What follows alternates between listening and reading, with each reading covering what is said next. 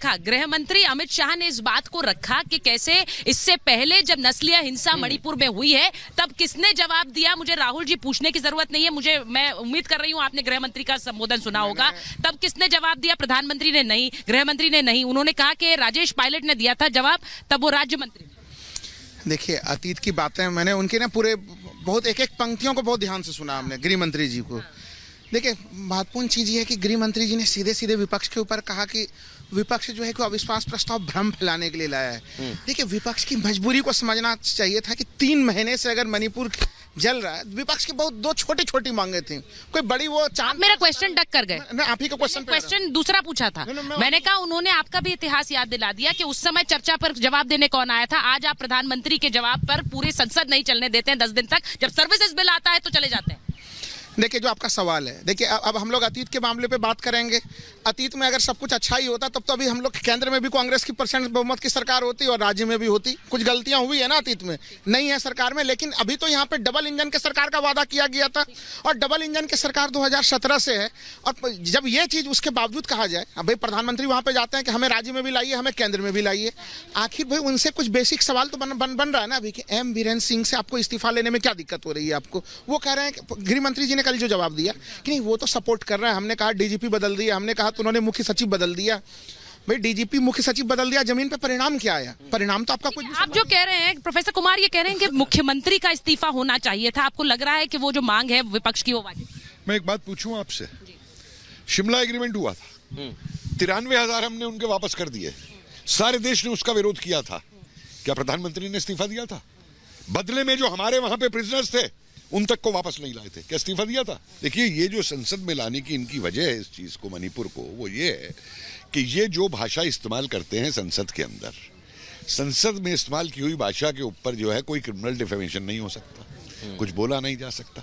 तो चुन चुन के वहां पे जिस तरीके की भाषा का कल भी इस्तेमाल किया गया है कि वहां आग लगा दी मणिपुर में, अब नूहू में भी वो डाल दिया पेट्रोल, मतलब न्यूहू में पेट्रोल इन्होंने डाल दिया। जो इस देश के अंदर जिहादी काम कर रहे हैं, जो ISI के स्लीपिंग एजेंट काम कर रहे हैं, ये जो गजवाए हिंद चल रहा है, मुझे लगता है वो जो सारे सवाल है कोई हाथ नहीं है, ठीक है, इसका कोई हाथ नहीं है। जवाब ले लेते हैं। इसके अंदर कोई हाथ नहीं है। प्रोफेसर साहब बड़ा गंभीर मामला उठाया नूह का।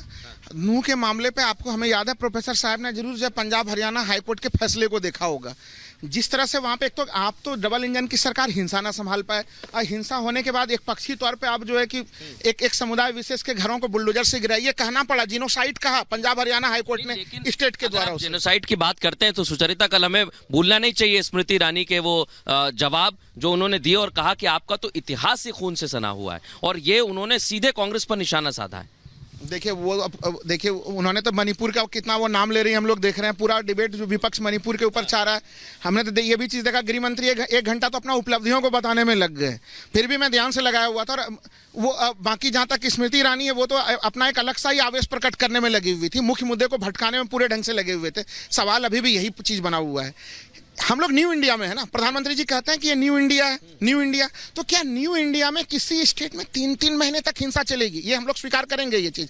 सुप्रीम कोर्ट के आदेश देखे होंगे, 6500 FIR दर्ज हुए और उसके बाद गिरफ्तारी कितने हुए? राहुल जी, उन्होंने कहा 1.5 साल तक नस्लीय हिंसा चली थी, 750 लोग मारे गए थे। उस नस्लीय हिंसा की बात आप नहीं करते, क्यों नहीं करते? नहीं, बिल्कुल करते हैं। आपने 3 महीने का जिक्र किया इसलिए मैं ये याद दिला रही हूँ। अतीत में ये घटनाएं घटी हैं, लेकिन क्या हम लोग अतीत से शिक्षा लेंगे कि हम लोग आगे भारत को और गौरवमयी और न्यू इंडिया की बात में इसलिए जोड़ा, ये न्यू इंडिया में डबल इंजन की सरकार में ये विफलता की बात हम लोग नहीं मानेंगे इससे। प्रोफेसर साहब कुछ कहना चाह रहे हैं?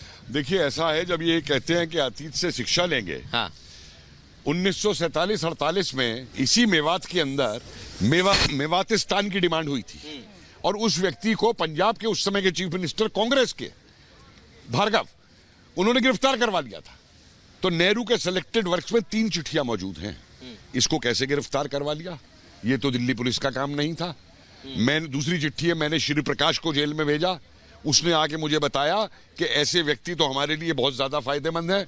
और तीसरी चिट्ठी है कि उनके जो जब्त कर लिए गए थे ये अकाउंट्स वगैरह, वो सारे खुलवा दिए गए। मेवातिस्तान के अंदर सेपरेटिस्ट टेंडेंसी वहां से शुरू हुई। और एक मिनट मुझे बात बताइए, ये कहते हैं अतीत की बात मत करो, बिल्कुल नहीं करूंगा, मैं इतिहासकार हूं, छोड़ दूंगा। लेकिन भाई साहब मुझे वर्तमान पे बताइए, जब आपके एक मंत्री स्टेटमेंट देते हैं कि बटाला हाउस के आतंकियों के माने पे सोनिया गांधी जी रोई थी, ये वर्तमान है, ये अतीत नहीं है। बताइए राहुल जी मुझे लगता है संजीव जी से भी एक रिएक्शन ले लीजिए। मैं खाली बस संक्षेप में मैं यही कहूंगा भाई, बाटला हाउस भी कहां पहुंच गया प्रोफेसर साहब, कहां पहुंच गया आप? मैं वही कह रहा हूं, आप 2014 में देश में भाई 2014 में मोदी जी आ चुके हैं, 2014 में मोदी जी आ चुके हैं, और गृह मंत्री जी के समय में दिल्ली चली है इसी गृह मंत्री जी के समय में। आप छोड़ दीजिए, 1984 के बाद पहली बार हम लोगों ने दिल्ली को जलते हुए देखा। सोचिए, राजधानी सुरक्षित नहीं है अमित शाह जी के, इनसे क्या अपेक्षा रखेंगे मणिपुर शांत करेंगे ये? ठीक है, मुझे लगता है एक और चीज याद दिलाना चाहती हूँ आज, क्योंकि हम चर्चा कर रहे हैं, प्रधानमंत्री ने थोड़ी देर पहले वर्ल्ड लायंस डे पर ट्वीट किया है, यानी शेर की दहाड़। कहीं कोई संकेत दे रहे हैं क्या संजीव जी, आज संसद में शेर की दहाड़ सुनाई देगी क्या? अब देखिए, बातों के शेर हैं तो शेर तो दहाड़ेगा ही और पूरे हिंदुस्तान को दिखाएगा ही, लेकिन मूल मुद्दे पे बात नहीं करना, ये पूरा हिंदुस्तान देख रहा है कि आप उससे नजरें चुरा रहे हैं। हिंदुस्तान की जनता या आज ये परिस्थिति क्यों आन पड़ी है, फिर मैं दोबारा दोहरा रहा हूँ, बार बार हमें इतिहास की बात बताई जा रही है। अरे साहब, कल मेरे माताजी की तबीयत खराब हो गई, नहीं सक्षम थे, नहीं इलाज करा पाए। आज यदि पिताजी की तबीयत खराब हो गई तो हम नहीं इलाज कराएंगे? आपको लग रहा है इलाज नहीं हुआ? आपको लग रहा है इससे पहले सरकार ने कुछ नहीं किया? क्या किया वही तुम जानना चाहते हैं ना, क्या किया? क्योंकि प्रधानमंत्री सदन में नहीं आए इसलिए केंद्र सरकार ने कुछ नहीं किया। मृदुल, ये पूछ लीजिए जरा इनसे। देखिए, जिस प्रकार से हाँ, अभी शेर की बात की, शेर है गीदड़ा पता लग जाएगा अभी जब प्रधानमंत्री संबोधन करेंगे। और हम तो इस शेर से पहले भी, जब आपने शेर कह ही दिया, शेर को कितने दिनों से आमंत्रित कर रहे हैं, 88 दिन हो गए, शेर बोला ही नहीं। शेर 30 सेकंड बोला। कहते हैं कि आपने ही तो नहीं चलने दी, वो तो शुरुआत से कह रहे हैं कि हम तो चर्चा के लिए तैयार थे। कल भी गृह मंत्री ने कहा कि मैं तो जवाब देने के लिए तैयार हूं। अगर आप गृह मंत्री को नहीं बोलने देंगे तो फिर कौन बोलेगा?